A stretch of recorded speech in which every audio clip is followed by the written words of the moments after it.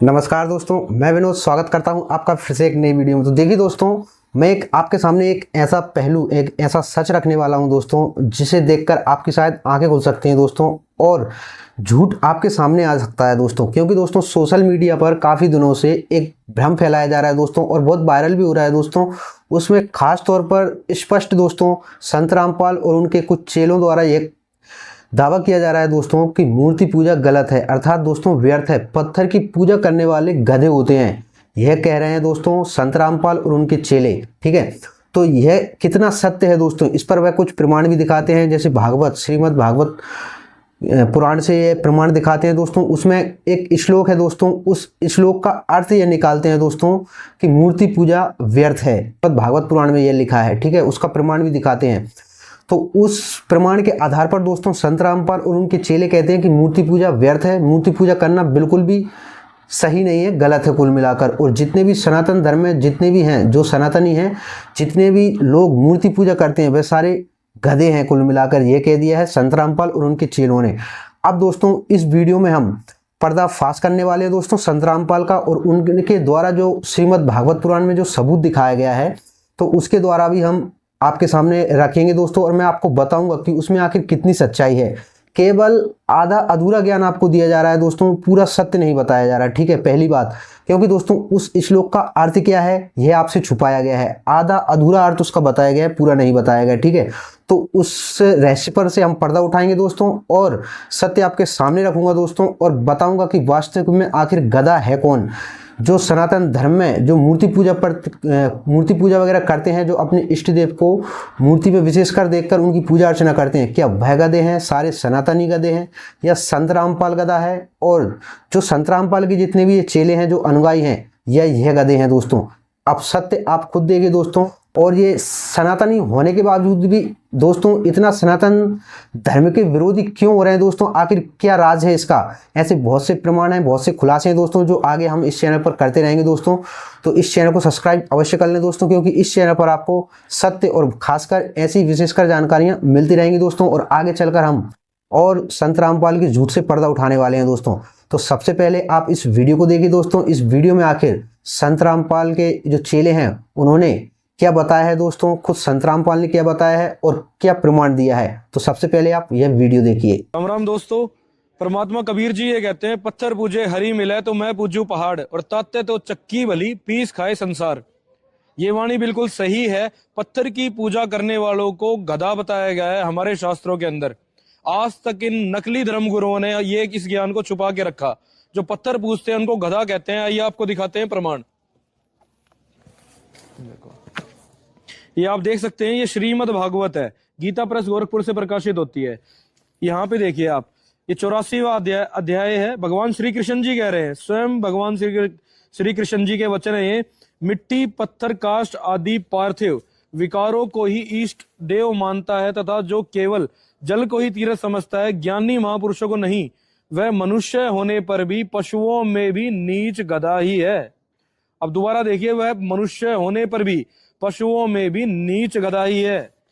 ऐसे इतनी घटिया संज्ञा जो भी पत्थर पूजा करते हैं हिंदू समाज के अंदर, पूरा हिंदू समाज ही पत्थर पूजा के अंदर लिप्त है। कुल मिलाकर दोस्तों सारे सनातनी भाई जितने भी हिंदू मूर्ति पूजा करते हैं सब गधे हैं दोस्तों। गधे की संज्ञा यानी गधा साबित कर दिया दोस्तों इन्होंने। अब दोस्तों इन्होंने जो प्रमाण बताया है श्रीमद् भागवत पुराण से, अब उसकी आखिर असली सच्चाई क्या है दोस्तों। और इन्होंने आपको पूरा नहीं बताया, केवल अधूरा जो मेन पॉइंट है केवल वही बताया दोस्तों, और गधे की संज्ञा दे दी गई है दोस्तों सारे मूर्ति पूजा करने वालों को, ठीक है। लेकिन श्रीमद् भागवत पुराण में जो बताया है दोस्तों वह बिल्कुल सत्य है, मैं ये गलत नहीं कह रहा, जो बिल्कुल 100% सत्य है दोस्तों। और इन्होंने जो बताया वह भी सत्य है, लेकिन उसके पीछे का रहस्य क्या है वह समझिए दोस्तों। आखिर गधा कहा किसको है पहले ये समझिए। इन्होंने तो कह दिया दोस्तों कि मूर्ति पूजा करने वालों को गधा कहा गया है, ठीक है। तो अब गधे तो यही है दोस्तों, क्योंकि जिसको ज्ञान नहीं है, जिसको अधूरा ज्ञान है, वह गधा ही है दोस्तों, ठीक है। अब देखिए दोस्तों, पहली बात मैं आपसे क्लियर कर दूं दोस्तों, मेरे पास इतना मतलब क्लियरिटी वाला इतना अच्छा कैमरा वगैरह नहीं है कि आपको एकदम क्लियर मैं दिखा सकूं दोस्तों, ठीक है। जो भी है आपके सामने है, आप एडजस्ट कर लेना दोस्तों। तो अब देखिए दोस्तों आखिर प्रमाण क्या है, सच्चाई क्या है। तो अब आप स्टार्टिंग से इसको देखिए दोस्तों, आखिर गधा कहा किसको है, गधे की संज्ञा किसको दी गई है। इसको समझिए दोस्तों, इसको समझना बहुत ज़रूरी है दोस्तों। ऐसा नहीं कि मूर्ति पूजा करने वालों को गधा कहा गया है, बिल्कुल नहीं दोस्तों। आखिर गधा किसको कहा गया है, गधे की संज्ञा श्रीमद् भागवत पुराण में क्यों दी गई है, इसको देखिए। तो देखिए दोस्तों, यहाँ पर भगवान श्री कृष्ण क्या कहते हैं, यह ध्यान से सुनिए। यह बताते हैं, वह तो आपने देख लिया, अब इसकी पूरी सच्चाई जानिए। देखिए दोस्तों, तो आप स्क्रीन पर ध्यान से देखिए दोस्तों। देखिए दोस्तों, यहाँ पर भगवान श्री कृष्ण कहते हैं, आप ध्यान से सुनिए मेरी इन बातों को। धन्य है हम लोगों का जीवन सफल हो गया, आज जन्म लेने का हमें पूरा पूरा फल मिल गया है, ठीक है। क्योंकि जिन योगेश्वरों का दर्शन बड़े बड़े देवताओं के लिए भी अत्यंत दुर्लभ है, उन्हीं का दर्शन हमें प्राप्त हुआ है, जिन्होंने बहुत थोड़ी तपस्या की है। और जो लोग अपने इष्ट देव को समान प्राणियों के हृदय में न देखकर, यह ध्यान से समझिए दोस्तों, यहाँ से मेन पॉइंट शुरू होता है दोस्तों, और आपको क्लियर हो जाएगा दोस्तों कि आखिर गधा किसको कहते हैं, गधा की संज्ञा किसको दी गई है। देखिए दोस्तों, ध्यान से समझिए इस बात को। देखिए, जिन्होंने बहुत थोड़ी तपस्या की, समझिए दोस्तों, ठीक है। और जो लोग अपने इष्ट देव को, समझिए, जो लोग अपने इष्ट देव को, जैसे आपके इष्ट देव बजरंगबली हैं, आपके इष्ट देव भगवान राम हैं, आपके इष्ट देव भगवान शिव हैं, तो जो भी आपके इष्ट देव हैं, समझिए, जो लोग अपने इष्ट देव को समस्त प्राणियों के हृदय में न देखकर केवल मूर्ति विशेष में ही उनका दर्शन करते हैं, उन्हें आप लोगों के दर्शन, स्पर्श, कुशल, प्रसन्न, प्रमाण और पाद पूजन आदि का शुभ अवसर भला कब मिल सकता है। समझ, यहाँ पर भगवान श्री कृष्ण ने क्या कहा है, ध्यान समझिए। जो मनुष्य, मतलब जो लोग अपने इष्ट देव को, ठीक है, समस्त प्राणियों के हृदय में ना देखकर केवल मूर्ति विशेष में ही उनका दर्शन करते हैं, समझिए, जो लोग, जैसे मान लीजिए मेरे इष्ट देव भगवान राम हैं, ठीक है, मेरे इष्ट देव भगवान शिव हैं। अब मैं भगवान शिव को अपना इष्ट देव मानता हूं, और मैं अपने इष्ट देव को अन्य प्राणियों के भाव में नहीं देखता, केवल उनको विशेष मूर्ति में ही देखता हूं, समझिए। यानी मैं उनका दर्शन, पूजा अर्चना सब केवल मूर्ति में ही करता हूं उनकी, और अन्य प्राणियों के भाव में नहीं देखता, हृदय में नहीं देखता। अन्य प्राणी जो भी हैं, मनुष्य हैं, जो भी जीव जंतु जानवर कुछ भी हैं दोस्तों, उन सबसे मैं ईर्ष्या करता हूँ, द्वेष करता हूँ, उनके विषय में गंदे विचार लाता हूँ, मन में द्वेष रखता हूँ, ठीक है। तो यह सब मैं कार्य जीव जंतु और अन्य लोगों के साथ करता हूँ दोस्तों। उनके हृदय में मैं भगवान शिव को, मतलब अपने इष्ट देव को नहीं देखता, और अपने इष्ट देव को तो केवल मैं अपने मूर्ति विशेष में ही देखता हूँ, केवल मूर्ति में ही उनको देखता हूँ, अन्य प्राणियों के भाव में नहीं देखता।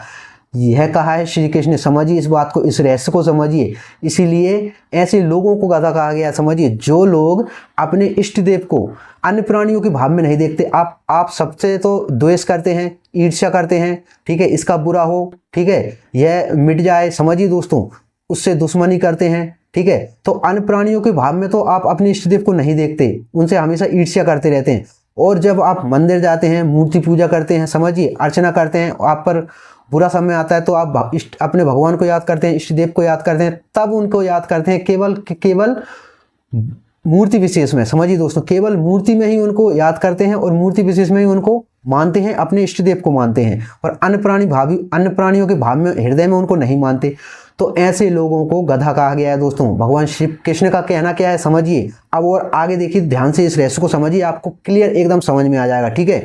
केवल जल में ही तीर्थ नहीं कहलाते, और केवल मिट्टी तथा पत्थर की प्रतिमा ही देवता नहीं होती, संत पुरुष ही वास्तव में तीर्थ और देवता हैं। मतलब केवल, समझिए इसका अर्थ समझिए, केवल जल में ही तीर्थ नहीं होता, समझिए, तीर्थ केवल जल में ही नहीं होता, अन्य जगह भी तीर्थ है, समझिए, मिट्टी में भी तीर्थ है, ठीक है, मंदिर में भी तीर्थ है, ठीक है। तीर्थ जहाँ पर आप यात्रा पर जाते हैं तो केवल जल में ही तीर्थ है, अन्य जगह तीर्थ नहीं है। तो इस उदाहरण को समझिए, ठीक है।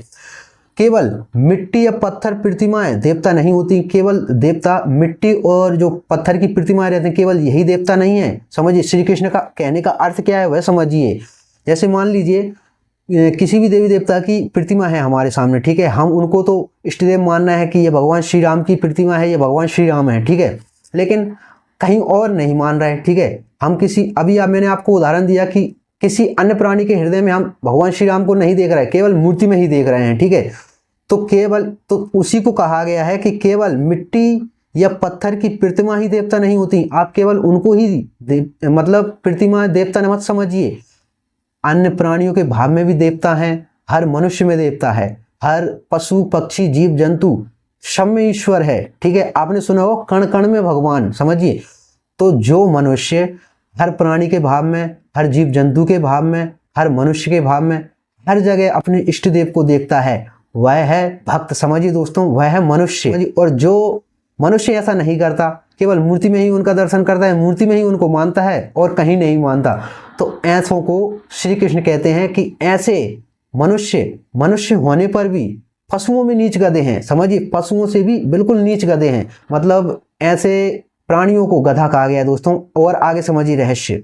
तो केवल पत्थर की प्रतिमा मूर्ति नहीं होती, ईश्वर नहीं होते, यहाँ तक आप समझ गए। देखिए अब इसके आगे दोस्तों, संत पुरुष ही वास्तव में तीर्थ और देवता हैं। अब वास्तव में तीर्थ कौन है? संत पुरुष, वह तीर्थ है और वही देवता है दोस्तों। आखिर संत पुरुषों को तीर्थ और देवता क्यों कह दिया, इसका भी पीछे बहुत बड़ा रहस्य है। समझिए दोस्तों, देखिए ठीक है, संत पुरुष ही वास्तव में तीर्थ हैं क्योंकि उनका बहुत समय तक सेवन किया जाए। ठीक है, समझिए दोस्तों, उनका बहुत समय तक सेवन किया जाए तब वे पवित्र करते हैं, परंतु संत पुरुष तो दर्शन मात्र से ही कृतार्थ कर देते हैं।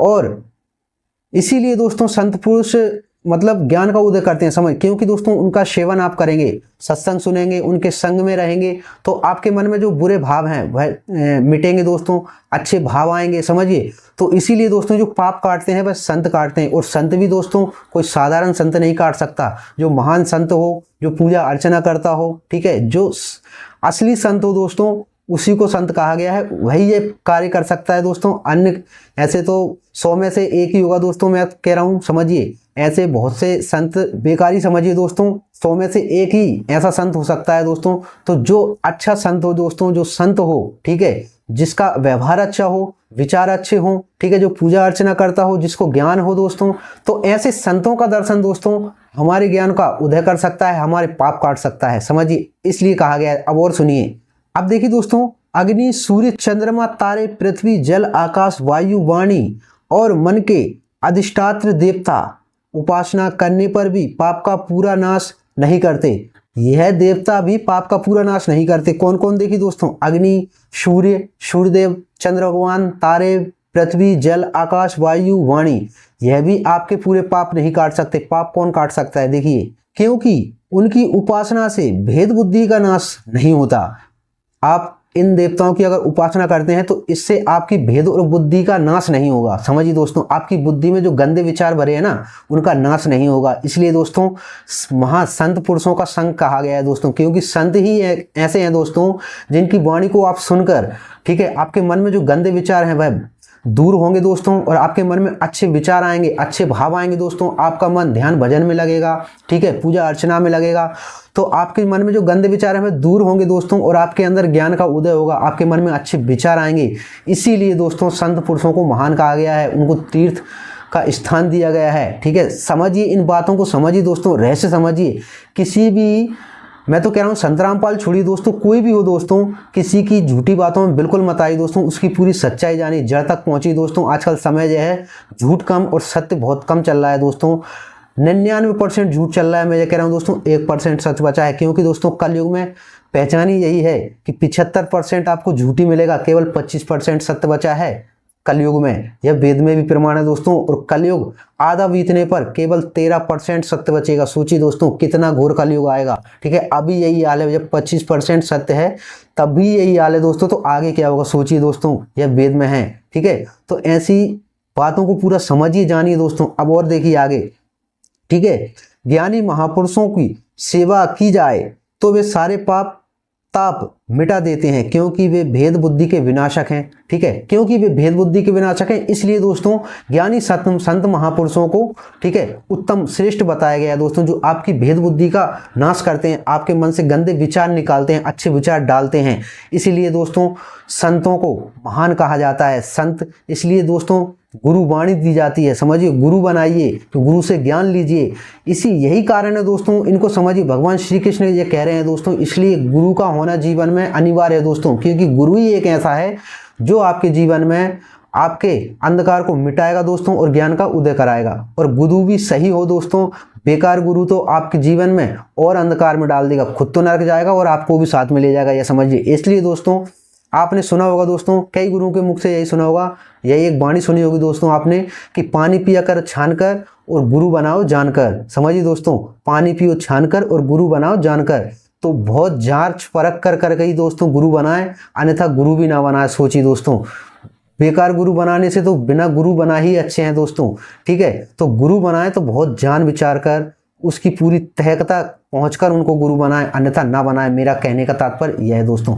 अब आगे देखिए, महात्माओं और सदासदों, जो मनुष्य पात, पित्त और कफ इन 3 धातुओं से बने हुए समतुल्य शरीर को ही आत्मा अपना में, स्त्री पुत्र आदि को ही अपना, समझिए, स्त्री पुत्र आदि को ही, इन सबको और अपने शरीर को ही केवल अपना मानता है और किसी को अपना नहीं मानता। और मिट्टी, पत्थर, काष्ठ आदि, समझिए दोस्तों। अब इसका रहस्य समझिए, जो संत रामपाल और उनके चेलों ने जो आपको बताया है, ठीक है, वो यहाँ से बताया दोस्तों। ठीक है, लेकिन इससे ऊपर क्या था उसको आप समझ ही गए होंगे दोस्तों, पूरा रहस्य कि आखिर पशुओं में नीच गधा कहा किसको है।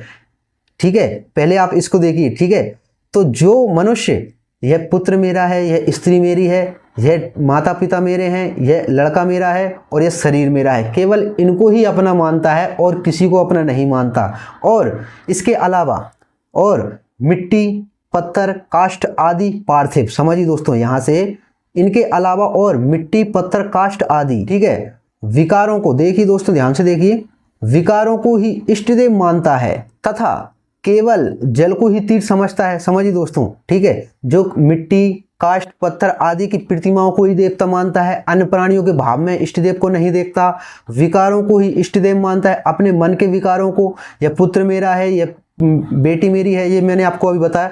तो इस तरह जो मनुष्य भाव रखता है, ठीक है, कि यही मेरा है, बस सब कुछ यही है और कुछ नहीं है, और सब भाड़ में जाइए, समझिए दोस्तों, और कोई कुछ नहीं है, और सबके विषय में गलत भाव रखता है, गलत भावना रखता है मन में। ठीक है, तो ऐसे मानता तथा केवल जल को ही तीर्थ समझता है, जो केवल पानी को ही तीर्थ समझता है, मतलब जल को ही तीर्थ समझता है और किसी को नहीं समझता। ठीक है, ज्ञानी महापुरुषों को नहीं, केवल जो जल को ही तीर्थ समझता है, ज्ञानी महापुरुषों को तीर्थ नहीं समझता। ठीक है, वह मनुष्य होने पर भी पशुओं में भी नीच गधा है। यह है दोस्तों पूरा रहस्य, पूरी कहानी दोस्तों, इसको कहा गया है गधा। तो श्री कृष्ण कहते हैं, पूरा कांड यही है दोस्तों, स्पष्ट यही है। समझिए दोस्तों, अब मैं आपको एकदम क्लियर डाउट समझा दूं दोस्तों कि यहाँ पर भगवान श्री कृष्ण ने क्या कहा है, आपने प्रमाण भी देख लिया और संत रामपाल ने जो बताया है वह भी मैंने आपको बता दिया दोस्तों। तो आप खुद डिसाइड कीजिए दोस्तों, आखिर गधा है कौन। ठीक है, जो सनातन में जो मूर्ति पूजा करते हैं वह गधे हैं, या ये संत रामपाल गधा है, या इनके चेले गधे हैं। ठीक है, आप ये समझ गए होंगे दोस्तों, कमेंट में अवश्य बताएं कि आखिर गधा है कौन। ठीक है, इसका आंसर अवश्य दें। ठीक है, तो अब पूरा खेल समझिए दोस्तों। यहाँ पर भगवान श्री कृष्ण कहते हैं कि जो मनुष्य केवल मूर्ति विशेष में ही इष्ट देव को मानता है, केवल मूर्तियों में ही ईश्वर को मानता है, देवताओं को मानता है, ठीक है, अन्य प्राणियों के भाव में, हृदय में, पशु पक्षी जीव जंतु में, इनमें अपने इष्ट देव को नहीं देखता, नहीं मानता, उन पर दया भाव नहीं करता। ठीक है, उन पर क्रूरता करता है, उनके बारे में गलत शब्द बोलता है, गलत विचार रखता है, गलत भावना रखता है, गलत बातें बोलता है। समझिए, तो ऐसे पुरुष जो हैं वह मनुष्य होने पर भी पशुओं में नीच हैं, गधे हैं, उनको गधा कहा गया है। ठीक है, जो केवल मूर्ति में तो भगवान को मानते हैं और कहीं नहीं मानते, इनको गधा कहा गया है, पहली बात। ठीक है, दूसरी बात दोस्तों, जो जल को ही तीर्थ समझते हैं, महापुरुषों को नहीं, ठीक है, वह मनुष्य होने पर पशुओं में नीच गधा है। समझिए दोस्तों, मैंने आपको बताया कि हर मनुष्य के जीवन में गुरु होना आवश्यक है, क्योंकि वही एक गुरु एक ऐसा है जो आपके गंदे विचार निकालेगा दोस्तों, आपके मन में अच्छे विचार लाएगा। ठीक है, ठीक है, अच्छी भावना रखेगा, आपको भक्ति के मार्ग में आगे बढ़ाएगा, तभी तो दोस्तों आपको ईश्वर की प्राप्ति होगी। तभी दोस्तों, तो कबीर साहब ने क्यों कहा है कि गुरुर ब्रह्मा गुरुर विष्णु गुरुर देवो महेश्वरा और गुरुर साक्षात परब्रह्म, तो तस्मै श्री गुरुवे नमः। यह कबीर साहब का दुआ है दोस्तों। कबीर साहब ने खुद कहा है कि गुरु श्रेष्ठ है। अब गुरु श्रेष्ठ वही है दोस्तों जो गुरु संपन्न हो, समझिए, जो ज्ञाता हो, वही गुरु सही है दोस्तों, बाकी सब बेकार है। ठीक है, ये कबीर साहब ने कहा है। आप अब जो संत रामपाल है वे कबीर को परमात्मा मानते हैं, लेकिन कबीर एक बहुत महान संत हैं, उनकी वाणी समझिए दोस्तों, उनकी वाणी खुद जानिए आप। कबीर परमात्मा कहाँ है इसका प्रमाण आप दीजिए। ठीक है, और संत रामपाल को आप कबीर का अवतार बताते हैं। ठीक है, तो जेल में क्यों बैठा है पहले ये बताइए। ठीक है, अगर वह परमात्मा है तो बाहर क्यों, नहीं, समझिए दोस्तों, बाहर क्यों नहीं, ठीक है। तो पूरी बात तो यही है। एक तो यह कहते हैं दोस्तों कि कृष्ण भगवान नहीं है, क्योंकि कृष्ण ने जेल में जन्म लिया था। तो मैं ये कहता हूं कि अगर कृष्ण ने तो ठीक है घड़ी तो घड़ी जेल में बिताई थी, समझिए दोस्तों, उनका जन्म हुआ था जेल में केवल बस क्योंकि उनकी माता वहां थी, ठीक है।